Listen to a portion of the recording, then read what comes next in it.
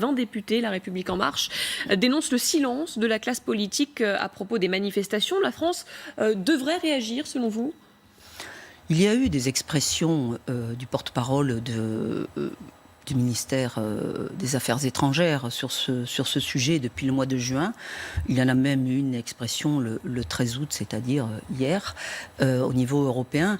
Je crois que le ministre des Affaires étrangères suit avec beaucoup d'attention ce qui se passe en Chine. Et là aussi, notre message, c'est la désescalade, le dialogue entre les manifestants et le pouvoir de Hong Kong afin de trouver des solutions les plus adaptées.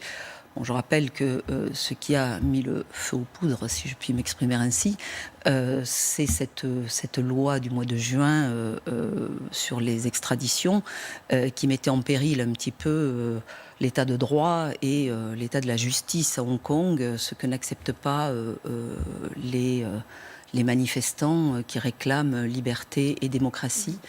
Donc, et puis un pays et peut-être deux modes de fonctionnement.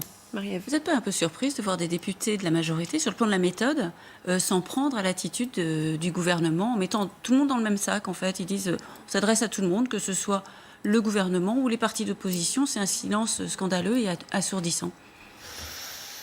Ils sont jeunes ? Non, je ne pense pas que ce soit une question de jeunesse.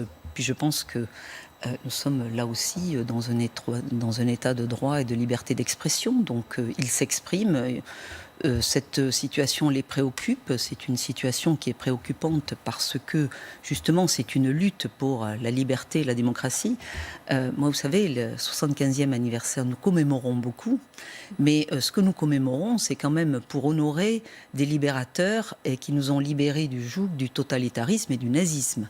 Et donc, nous sommes dans un état de liberté et de démocratie et c'est normal que des voix s'élèvent pour Ils ont raison. ces principes-là. Vous vous reconnaissez dans ce qu'ils disent ? Je ne me reconnais pas dans ce qu'ils disent.